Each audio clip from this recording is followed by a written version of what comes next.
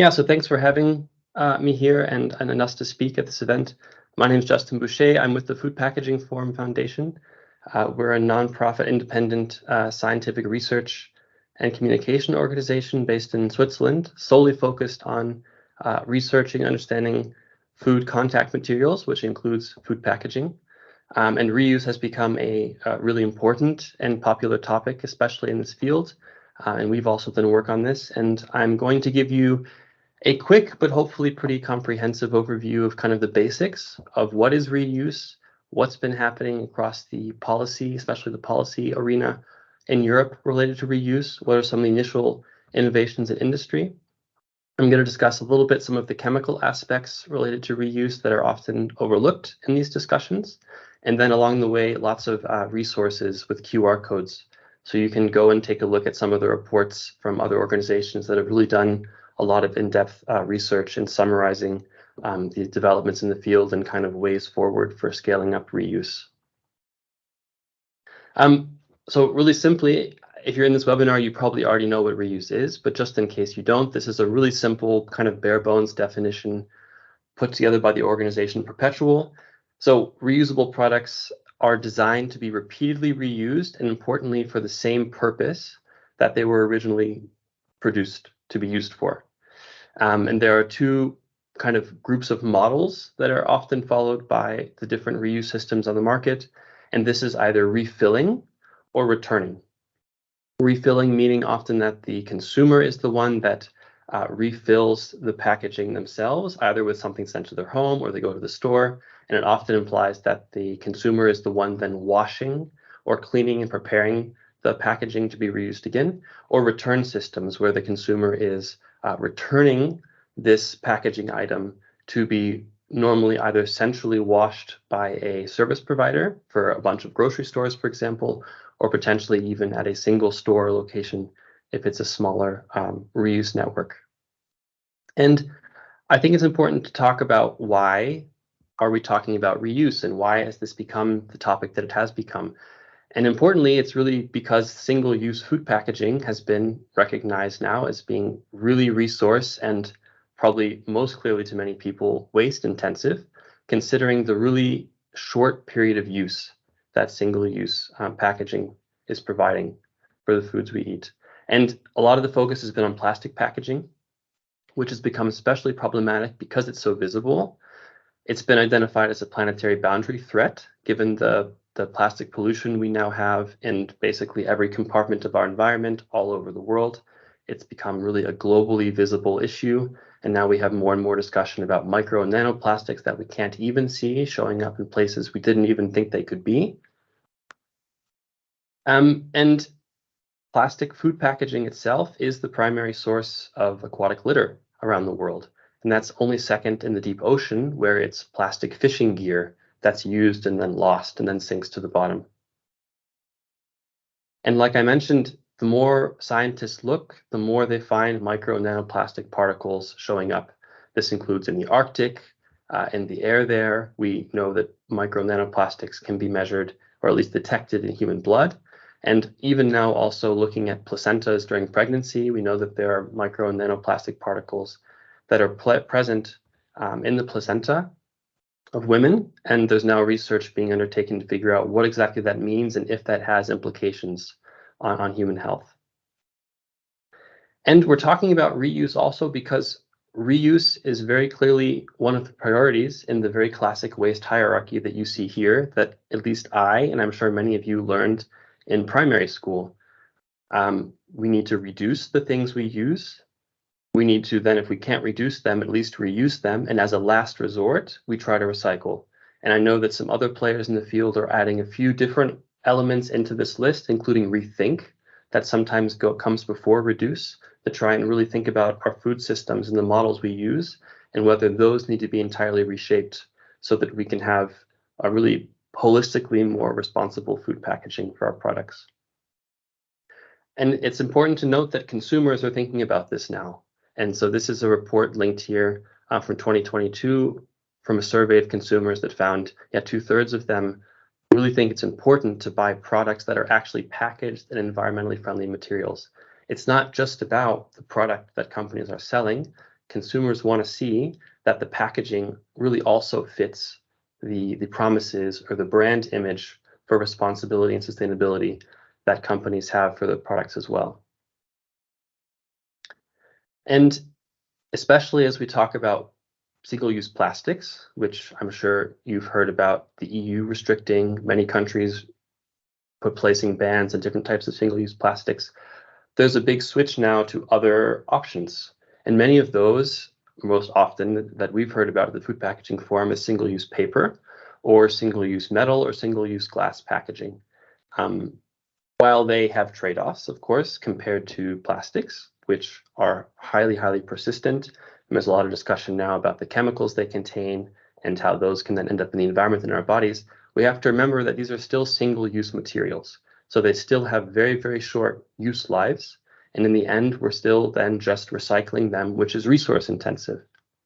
It's not impact-free that we crush, transport, and melt and recompress metal or glass, or try and ship around paper and then repulp it to remove the contaminants. That still is a big investment, especially considering how short the span of 30 seconds of drinking your drink from a beverage bottle or pouring soup out of a can or something like that. And then there's a big discussion around, well, why don't we just recycle more in order to address this problem of single-use materials and all the waste it produces? And I think it's important to keep in mind that we've been talking about recycling for decades, and especially for plastics, this has been problematic. We know that only about 10% of all the plastics produced have ever actually been recycled. Lots of things are labeled as recyclable, but that doesn't mean that recycling actually happens. And we've seen studies that show that many of those products don't end up being recycled like they were supposed to, for many different reasons, and often because there's no infrastructure available to actually recycle them, or it's sent someplace that doesn't have infrastructure. And often the infrastructure that does exist is just overwhelmed or not able to actually handle all the different types of material that are coming in, often in mixed kind of groups of plastic waste especially. Mechanical recycling is what we've relied on for the past few years. It's energy intensive still for metal and glass. Chemical recycling is being discussed a lot as kind of the solution to all of this. But we know from all the studies of the pilot plants that have gone out that it's not yet been proven to be viable or scalable to actually address the amount of plastics that we're producing, especially since we know that the amount is going to radically increase over the coming decades. More beach cleanups.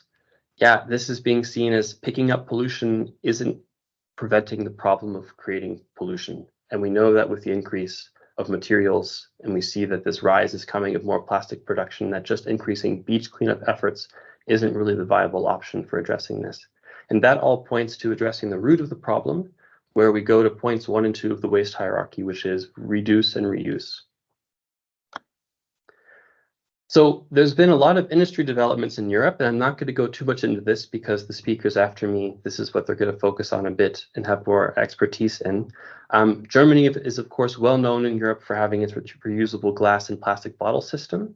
And then there's a huge growing number of independent reuse service providers in Europe, especially for cups.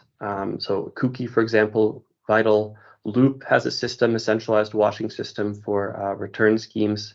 Recircle is one here in Switzerland. Maternity Systems, I think, next is going to talk about the new systems that they're developing for reuse. And we've seen big brands also start to specifically set targets for reuse. So this image here is from Coca-Cola. They have a 25% target to achieve for all of their product portfolio across all the brands by 2030. And they've already been reporting progress on this. And if you want to really get into the detail about all the different efforts going on, this QR code will bring you to a database being built by Perpetual that's really tracking worldwide all the different reuse systems that are popping up in different countries with some summary information about how it works and who's responsible and links to the website. So I encourage you to check that out if you really want to kind of get a market overview of who the players are in the industry space. On the regulatory side of things in Europe, it's become a big topic, reuse has. Most recently in the packaging and packaging waste regulation, there are specific targets that are being proposed to achieve within the EU that increase over time. And you can see some of those numbers here. And specifically, this is being set by product type. So non-alcoholic beverages have separate targets compared to hot and cold takeaway beverage containers. And really, those numbers increased, for example, to 80% by 2040 for hot and cold takeaway, and wine bottles as well. There's a QR code here that will bring you to the website of this proposal. It's undergoing revision right now. There was a first draft, and there's expected to be a updated version that's proposed by the Commission in the coming weeks. So look out for that, and then we'll see what final version of the text we end up with. Specifically in France, we've seen a lot of discussion around reuse and anti-waste in general. And they have passed and adopted this anti-waste law that specifically mentions reusable tableware now being required for all on-site consumption at fast food restaurants, as well as a fund to support the implementation of reuse. And then it also has a longer list of specific requirements for things like biodegradable claims, single-use plastics, and the QR code here goes to a press release that you can read all the details. It's actually pretty interesting and a pretty broad law in itself.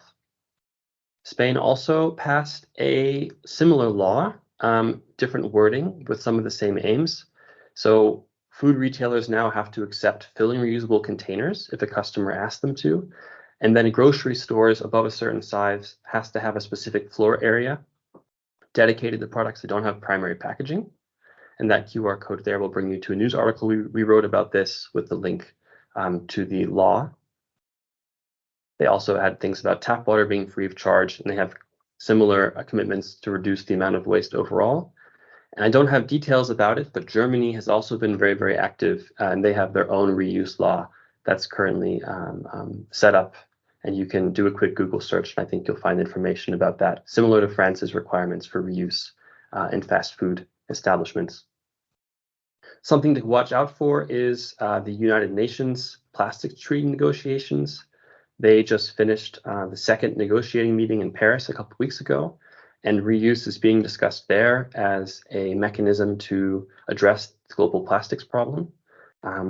There's still 3 meetings to go to decide what the text will actually look like, but you can follow the link here to learn more about it, and there'll be lots more opportunities to submit comments and read draft documents to provide input. There's a big push from a coalition of countries and from a scientist coalition that we're a part of to really make sure that the targets are legally binding, so that the goals that everyone agrees on actually can be seen through and result in the change we want to see to really address the plastics issue that we have in the environment right now. I want to mention really quickly chemical migration, because this is often a topic that's not being discussed in the reuse space. Really quickly, for those who aren't familiar, this is a big part of the fitness project. We have lectures about this already online that explain all the physics and the details and the regulations involved. But chemicals that are in food contact materials can move into food and then expose humans in the environment. The numbers are pretty big of what potentially could be there. We know from reviewing all of the literature and industry resources and government resources that there are about 16,000 different chemicals known to be intentionally added potentially to food contact materials of all types, not just plastics or paper, but all of them. We have evidence of at least 1,800 that have actually been shown to migrate from different materials into food or food simulants. And some experts estimate that considering all of the non-intentionally added substances, which could be byproducts, reaction products, things that show up in the packaging we don't expect, there could be upwards of 100,000 different chemicals that might be showing up in our food contact materials and migrating. And there are huge data gaps here to really understand or even be able to measure or detect which chemicals are actually where. And specifically for reuse, we published a peer-reviewed study just a couple weeks ago. It got coverage here in this Guardian article that you can read online. But we took a look at all the different food contact chemicals that have been detected to be in reusable foodware made from plastics, and also about migration from them. And you can take a look, but I think this is just an important concept to keep in mind when thinking about moving to reuse systems, that these are really, the evidence is growing for the diversity of chemicals and the safety concerns surrounding them. So before we switch into totally new systems, we should think about which types of systems we should use, and also not forget that chemicals are involved. And that's related to considering the issue of inertness versus non-inert materials and their propensity to allow what's inside of them to migrate at higher levels.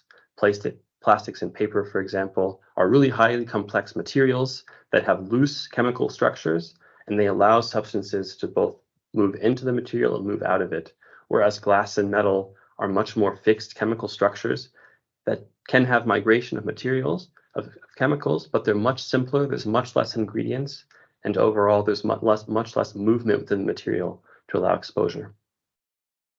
We created Up Scorecard is a free web tool for procurement professionals working for food brands and restaurants, and we're trying to avoid the trap of falling into carbon tunnel vision. We can't just look at CO2 emissions as the only thing when comparing the sustainability of packaging. We need to also look at these other aspects like plastic pollution, the chemicals and water use, and infrastructure available for recoverability and sourcing. I'm not going to go into detail on the reuse challenges. I think the next speakers will, but really right now there's limited infrastructure to operate reuse effectively. We couldn't have trains to take us between cities until we built railroad tracks, and that's the same for reuse systems. We have to have the infrastructure available to make these systems scalable and actually workable in the world we're working in today. That includes needing standardization for different types of packaging, potentially. That helps to lower the cost and create certainty for businesses to transition to something they know will be around for a while. And there's also a lot of legal liability for operators related to food safety that we need to not forget about. And there are discussions right now about how to change the laws for food safety so that it remains safe to serve customers, but also in refillable and reusable containers. And the last point I want to make here is there's a big difference across the world culturally and geographically. And so not the same reuse system probably can't be applied everywhere in the same way. We're going to have to think about how societies function in different places and what's available and not available to make a reuse system that actually is effective across different countries. Here's a few different resources that I got some of the summary details from a university to the World Economic Forum. New Era is an association of reuse operators, and then the Rethink Plastic Alliance is an NGO that sent out a letter calling for better reuse within European regulation. And then at the Food Packaging Forum, we also have some material fact sheets that go into the details about what is different about materials and what properties make them unique and should be considered when thinking about recycling and use and reuse and what kind of foods to place in them. I will stop there and thank you for your attention, and hopefully we'll have some time for discussion at the end of the webinar today. Thanks.